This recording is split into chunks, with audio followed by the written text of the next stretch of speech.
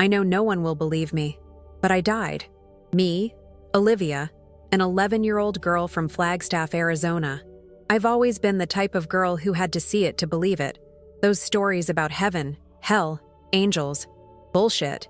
I grew up hearing my parents talk about God, but I laughed inside. If no one has ever come back from there, how can you be sure it exists? That morning, everything seemed normal. It was a Saturday. I was in the backseat of the car, going with my mother to buy materials for a science project. The sky was clear, the sun was shining, until everything went silent. The last thing I heard was the sound of tires skidding and a scream. Maybe my mother's, maybe mine. When I opened my eyes, I was no longer in the car. I was floating. I looked down and saw my body, motionless, bloody. There were people running. A man was screaming for help. I saw my mother trying to wake me up, but I couldn't touch her. I screamed, but no one heard me. That's when something I can't explain, pulled me. It wasn't violent. It was as if the world around me lost its sound, its color, its time. Everything became distant, as if I were being carried away by an invisible current. And inside me, for the first time, I felt fear. Not the fear of dying, the fear of not coming back. Do you believe it? I wouldn't believe it either, until it happened to me. If this story has already given you goosebumps, don't leave now. Click the like button and subscribe, because what follows is unbelievable. But I swear, everything I'm about to tell you really happened. I used to say that only little kids and old people believed in this stuff about heaven, God, and life after death. That it was all made up to make people feel less alone or less scared about the end. And even though I was only 11 years old, my way of thinking was tougher than that of many adults. My school was secular, and my science teacher kept saying, "The only truth is that which can be proven." I loved it when she said that. It made me feel smarter than the other students who talked about souls, spirits, or miracles. I scoffed. Even in silence, I scoffed. There was one time in class when a girl told me that her grandmother had seen a light when she almost died, that she had felt peace, love, and that someone had said, "It's not your time yet." The room went silent, except for me. I laughed, and I said, "Either it was a hallucination, or it was your grandmother trying to impress you." The girl cried, and I didn't apologize. Today, every word of that girl echoes in my head, because now I know. Now I have seen. After the accident, when I was pulled like that, everything went dark, but it wasn't an ordinary darkness. It was like the darkness was alive, like it was looking at me. I couldn't see eyes, I couldn't see a face, but I felt a presence, huge, deep, like a void that embraces you just to see how you react. I was floating inside it, alone, and everything seemed to ask me, "Are you sure about everything you believed?" It was as if that darkness knew every mockery, every joke, every doubt I carried. But it wasn't angry. It was as if it expected something from me, an answer, an acknowledgement. But I was frozen. I tried to scream. No sound. I tried to move. Nothing. Then, far away, a light appeared. Dim at first, like a flame trembling in the wind. I didn't go to it. It came to me. And as she got closer, something inside me began to break. Like everything I thought I knew was falling apart. It was more than fear. It was shame. That light was different from everything else. It wasn't white. It was something that changed color, shape, intensity, as if it knew exactly what I needed to feel. And even without a face, without speech, it began to show me something. Something that to this day I can't explain with human words. But I swear, in that moment, I understood everything.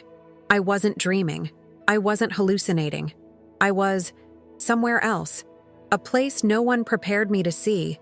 A place no science can measure. And there, in that dimension, began the most frightening and most beautiful revelation of my life.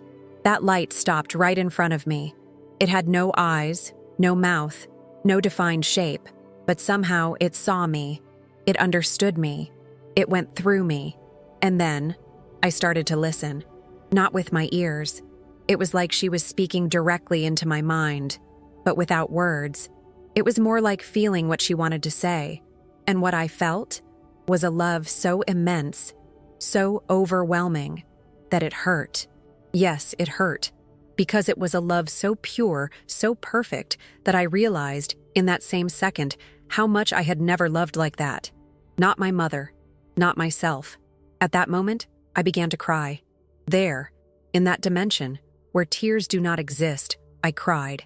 Because I realized how small I was, how much I thought I knew about things, how much I mocked what I did not understand. Then the light moved away a little, and that's when I saw it. Down below, my body, the wrecked car, people all around, a paramedic pressing on my chest, my mother on her knees screaming my name. This was real. I was seeing it all. I was out of my mind, and I couldn't do anything. They were trying to bring me back, but I didn't know if I wanted to go back. Standing there in the presence of that light, I felt a peace I had never felt in my life. It was like all the fear was gone, like nothing could hurt me. No bad grades at school, no fights with my parents, no pain. But then, something changed. The light began to show me things, scenes, images that came like flashes. Some I recognized, moments from my own life. The day I got my first book, the Christmas I got the red bicycle, the hug from my father when he still lived with us. Each scene came with such a strong feeling that I didn't know whether to smile or implode inside. Then came other scenes, things I had never seen before, people crying, cities in ruins, fires, storms, crowds running, children lost in the mud. I didn't understand. It was as if the world was falling apart, and in the midst of all this, I heard that presence telling me, they still have a choice. Who? Who had a choice? What did that mean? Then a final image emerged, a crowd of people staring at me. Thousands, maybe millions. Their eyes were intent, as if they were waiting for me to say something, as if my voice mattered. But I was just an 11-year-old girl who had never believed in any of that. And in the background of that vision was my body, blacked out, and the clock, ticking. Time was running out, and something inside me knew, either I went back now, or never. The light, that living presence, began to slowly move away. I wanted to scream, "Don't leave me here!" But she didn't disappear. He just moved, as if giving me space to decide. It was at that moment that everything went silent. I was floating between two worlds. On one side, the serene emptiness of that dimension.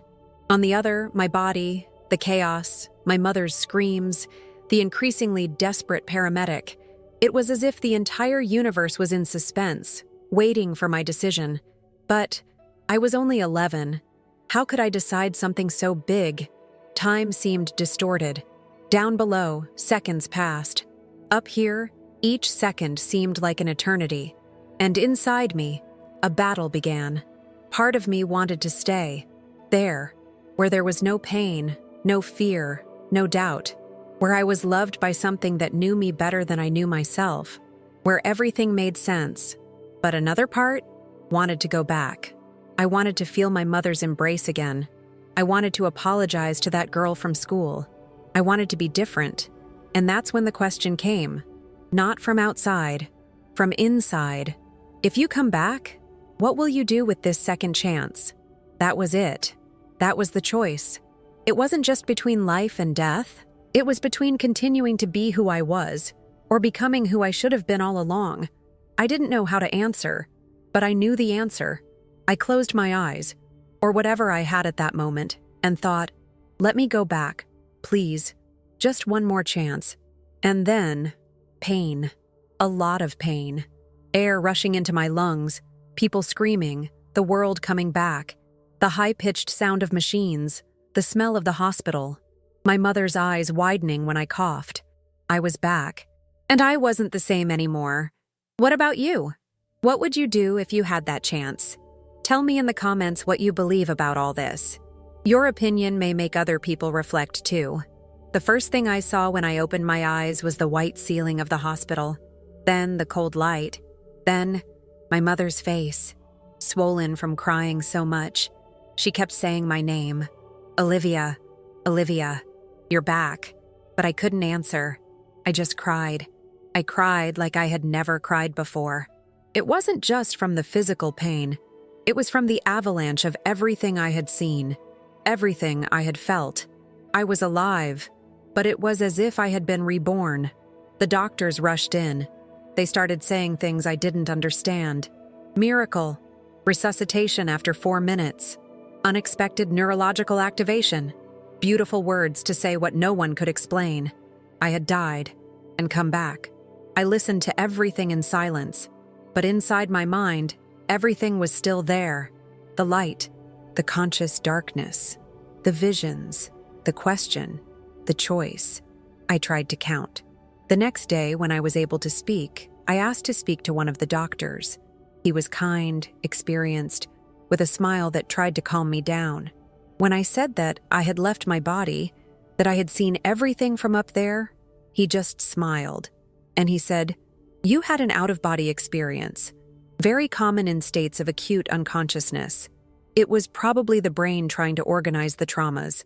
I shook my head, but inside, I was screaming, "It wasn't my imagination!" I remembered details no one else could tell me, like the sound of the watch falling to the floor when the paramedic bumped into it, or the name of the nurse who arrived last, the name tag with the pink butterfly.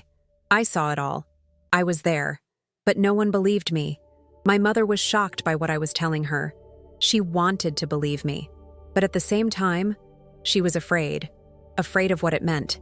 Afraid of what I might have seen. "Maybe it's the trauma talking," she said. "Let's wait until you get better." But I knew that it wasn't trauma. Trauma is something that destroys you. What I experienced rebuilt me. Even without understanding everything, I knew. It was a calling. In the following nights, lying in the hospital, I relived every image, every phrase, every sensation, and stronger than anything, a certainty grew within me. I didn't come back just to move on with my life. I came back with a mission. It was 7 days in the hospital, 7 days listening to doctors tell me I was a miracle, 7 days watching my mother try to smile while hiding the fear in her eyes, and 7 nights reliving everything I saw, because the hardest part wasn't dying. It was coming back knowing what I know now. On the 3rd night, I dreamed of the light, but it was no ordinary dream. It was different. I felt as if I had been pulled again, as if, even awake, there was still an invisible thread connecting me to that other place. And it was in this dream that everything came back. The visions the light had shown me. They hadn't just been about me. They had been about the world, about what was to come. I saw entire cities covered in water. I saw earthquakes opening the ground beneath people's feet. I saw people running without knowing where to go. But the worst was the silence after the chaos, as if the world had lost something that would never come back. And then, something even stranger appeared. I saw faces, thousands, of all ages, all looking at me, as if they were expecting something. But it wasn't admiration. It was desperation. They wanted to hear. They needed to hear. And I was speechless, not knowing what to say, not knowing how to explain. The light showed me this calmly, without scaring me, but also without hiding its gravity. It didn't say, "This is going to happen," or "This is inevitable." What I felt was something different. It was a warning. It was as if that terrible future was taking shape, but it could still be avoided. As if something could still change everything. But for that to happen, people would need to wake up. They would need to see what I saw. The next morning, I woke up gasping for breath, in a cold sweat, and with a phrase echoing in my head, repeated like a whisper coming from a place that was not of this world. "It's not too late. It's not too late yet." It was at that moment that I understood. I couldn't keep it to myself. If what I saw was real, and I felt deep down in my soul that it was, then my mission was clear: to speak, to tell, to warn. Even if they laughed at me, even if no one believed me. I'm just an 11-year-old girl, but I've seen what's coming. And now, I no longer have the right to remain silent. I thought I had seen the worst. that the visions of the future were the pinnacle of what that experience could show me. But I was wrong. What came next was even harder. On the evening of the 8th day, when I was finally discharged and returned home, I lay in my bed with a tightness in my chest. I thought everything would be calmer outside the hospital, but as soon as I closed my eyes, I was back, not to the place of light, nor to the darkness. I returned to myself. It was as if I were in a windowless room, surrounded by mirrors, but they weren't ordinary mirrors. They didn't reflect my face. They reflected moments of my life, every gesture, every word, every choice. I saw the day I called my father useless before he left home. I saw the day I ignored my best friend because she was sad, and I didn't want drama. I saw the contempt in my eyes when I laughed at other people's faith. I saw the girl at school crying after I made fun of her grandmother. I saw my silence in the face of bullying from a classmate. I didn't hit her, but I didn't defend her either. And with each scene, something tightened inside me. It wasn't someone judging me. It was me. I felt shame, pain, and immense sadness. Not because I had been punished, but because I realized how much harm I had done, without even realizing it. And then something more profound happened. I saw what I could have been. Scenes of a different Olivia, one who hugged her father on the day of their separation, one who comforted her friend, one who spoke sweetly to her mother, one who reached out to those who were suffering. It was like two versions of me were placed side by side, the one I went to, and what I could have been. And there, between those two, was the harshest truth. We choose. We always choose. Even when we think we're not choosing anything. When I woke up, my eyes were wet. I didn't remember crying in my sleep before. But here, it was as if my soul was still feeling everything. That night changed me. It wasn't just about warning the world. It was about changing myself first. Because how could I speak of light if I still carried so much darkness? After that night, something inside me went silent. It wasn't sadness. It was reverence, as if I had stepped through a portal into myself and now knew the weight of what I carry. I was just a child, but my heart was full like that of an old soul. And for the first time in my life, I wanted to pray, but I didn't know how. I was never taught how to talk to God. I only knew how to debate about him, to say that it was an illusion, an escape, a human invention. Now, with everything I saw, the silence of the dawn weighed heavily. So I did the only thing I could. I closed my eyes and thought with an open heart. If there's anyone still out there, listen to me. The words came on their own. Not pretty, not poetic, but sincere. I know I doubted. I know I laughed. I denied. I spoke wrong. But now, I know. I saw. I felt. And if you let me come back, if I'm still here, then show me what to do. I asked to be used. Yes, when I was 11. I asked for my life to have meaning. I asked to make a difference, no matter how small. I asked for forgiveness. For everything. Even for what I didn't remember. And something happened. It wasn't a light. It wasn't a voice. It was a peace. A gentle presence that wrapped around me like an invisible blanket. As if someone was saying, "You are not alone." I cried softly into the pillow, so as not to wake my mother. And in that cry, everything inside me gave in. The next morning, I knew. This couldn't be left to me alone anymore. I took out my cell phone. I opened the voice recorder, and I started to tell everything. From the accident to the last vision. My voice was shaking, my heart was pounding, but I kept going. It was as if someone was guiding me. I sent the audio to an older cousin, Amanda, who did live streams about spirituality on TikTok. She listened to it, was shocked, and replied the same day, "You need to tell the world about this." That's how it all started. An 11-year-old girl who believed in nothing was now about to face the world with a message no one was prepared to hear. The first video was posted on a Sunday night. It was simple, just my voice, over soft images of clouds, sky, nature. Nothing flashy, but what I was saying was like a scream in the darkness. Within minutes, the views started to come in. Within hours, the The comments started to come in, and in less than 2 days, the video had reached over 100,000 people. People from all over said, "I got goosebumps. That's true." She saw what no one wants to see. Others said they cried after hearing it, that they had experienced something similar, that they felt something changing inside. But not everyone reacted that way. The same internet that embraces you also crushes you. On the third day, the storm came.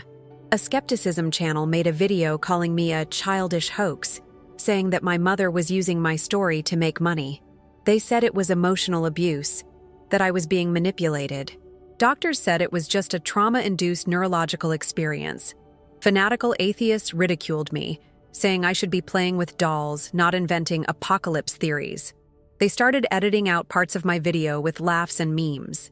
They said, "Another little lunatic trying to scare the world." I was just a kid, and suddenly, I was a target. My mother tried to protect me. She said that maybe it would be better to erase everything, that my mental health was at risk. But I looked at her with tears in my eyes and said, "If what I saw was true, then it doesn't matter what anyone says. I must continue." It wasn't easy. I cried in secret. I had anxiety attacks. I felt alone. But every time I thought about giving up, I remembered the visions. That light. The voice that said, "It's not too late." The following week, Amanda invited me to a Christian podcast. It was my first interview. They asked me everything. What the NDE was like, what I felt, what I saw, what God showed me. And when I finished, the presenter was silent for almost a minute. Then he said, his voice breaking, "I have never heard anything so true coming from someone so young." This video blew up. It reached millions, and along with it came more eyes, more pressure, more weight, but also more souls awakening. People said they were starting to pray again, that they were talking to their mother again, that they asked someone for forgiveness, that they had dreams after hearing my voice. I understood then that the price of what I carry is high, but the effect of this on the world is greater. I'm nobody. I'm not a pastor, nor a prophet. I'm just Olivia. But maybe that's enough. After the interview, everything changed. My story went from TikTok to TV shows. Newspapers started calling me the girl who saw God. Some said I was a messenger. Others said I needed urgent psychiatric treatment. Fame came, but not as a good thing. It came like a storm. I lost friends. My classmates' parents asked me not to go to birthday parties anymore. They said I was having a negative influence on other kids. A teacher called me into her classroom and said, with pity in her eyes, "You need to stop this, Olivia. You're making people uncomfortable." My mother started receiving hate messages. People threatened to report her for exposing a minor. Some said they were going to take custody of me, that she was taking advantage of me. Our neighbors stopped talking to us. And me? I asked myself every night, did I do the right thing?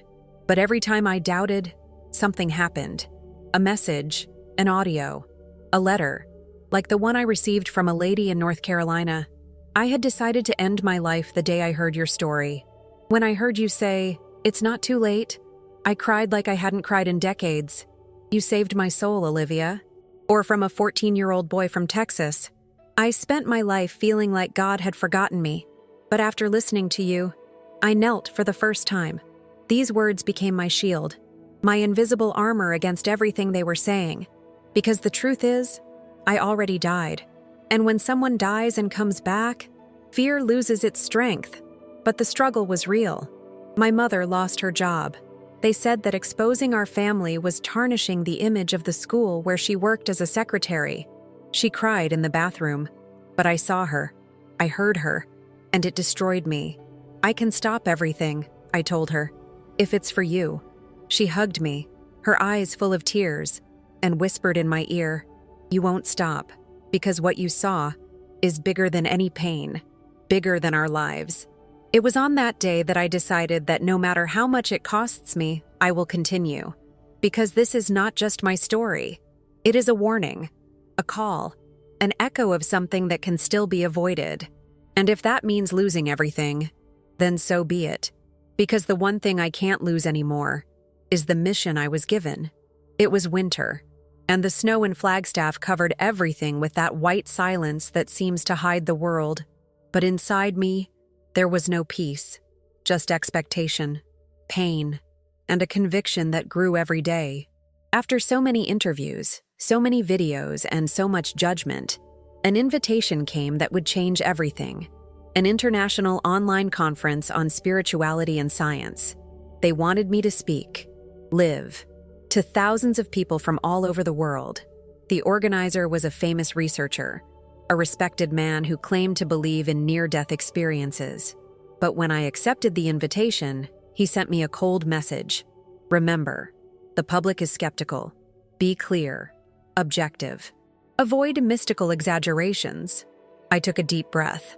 I knew this was my chance, maybe my last. On the day of the conference, my mother prepared everything: lighting, microphone, camera, and I dressed in the simplest clothes I had, because what mattered was not appearance, it was the truth. When I got on the broadcast, I saw the faces on the screen. There were dozens of experts, people who had spent their entire lives trying to prove or disprove what I had seen in 4 minutes outside my body. I started talking. I told him about the accident, the living darkness, the conscious light, the visions of the future, the inner judgment, the sense of mission. I spoke from the heart. No rehearsals, no filters, just the truth. In the chat, comments exploded. Some said, "This is deep." Others, "Badly rehearsed story." And some, "This girl needs urgent psychiatric help." But I continued. And in the end, I closed my eyes. And I repeated in a low voice the phrase that had stuck with me since the beginning. "It's not too late." That's when it all happened. The connection dropped. The screen went black for a few seconds. Then it came back. But it wasn't my image. It was something strange. The camera seemed to show a glow behind me, a soft, pulsing light that no one in my house could see. But on the feed, it was there. In the chat, the madness began. "Are you seeing this? There's something behind her. Is it an editing effect? Is this real?" My mother ran to me, scared, but there was nothing visible live, only on the recording. The live stream ended abruptly, and the next morning, it went viral. Websites around the world posted, "Unexplained phenomenon at spiritual conference." Channels analyzed frame by frame. Some said it was editing. Others said it was technical interference. But there was one detail that no one could explain. The very second that light appeared, my face was at peace. As if, for a brief moment, someone had appeared, just to say, "You are not alone." And I knew there, in that moment, that what I carry is not just a story, it's a summons. After that conference, my life changed. Again, the light that appeared in the broadcast was studied, discredited, questioned, but never explained. And me? I kept on living, like any other kid, going to school, doing homework, trying to pretend everything was normal, but it never happened again. I knew there was something bigger guiding me, something that brought me back not just to warn, but to touch people one by one, like ripples that spread after a falling stone. In the months that followed, my story traveled the world. People from Africa, Europe, Asia, Latin America sent me messages saying that something inside them changed after hearing me. People who started praying again. People who asked for forgiveness. People who got back together with their children. People who, in the silence of their homes, understood that God still speaks. And all this because of 4 minutes outside the body of an 11-year-old girl. But don't think that everything is easy now. They still call me crazy. They still call me manipulated. They still call me a liar. I still see the cruel comments. I still feel scared sometimes. I still cry. Only now, I know why. Because this story is not about glory. It's not about fame. It's not about convincing anyone. It's about you. It's about who's listening to this right now, there, on the other side of the screen, and felt a chill, or a tear running down, or a tightness in your chest that you can't explain. If this is touching you, it's not because of me. It's because the same presence that surrounded me, maybe is calling you now, not for you to die, but for you to wake up. Wake up to who you have been, to who you can still be, to everything you stopped feeling, saying, living. Because if there's one thing that's become clear to me, it's this. Life is a gift that we open every day, but almost never realize. What about the weather? Time does not stop. Today, I live each day as if it were my last. Because in a way, I already had my last day, and I gained another one. And if I'm here, telling you all this, it's because someone up there still believes that we can change, that there is still time.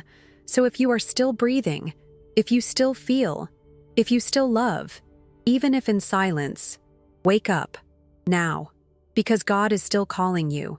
I was just a skeptical girl, but I saw what few see, and I came back to tell you, it's not too late. If you've come this far, it's because something inside you has also awakened. So do the following. Subscribe to the channel right now to continue following stories that touch the soul. Leave a like if this story touched you in any way, even if it was just a shiver. And comment below, it's not too late yet. So I know that you came all the way, that you felt it, and that the message reached you. And now, click on the next video that appears on the screen, because what comes next might be even stronger.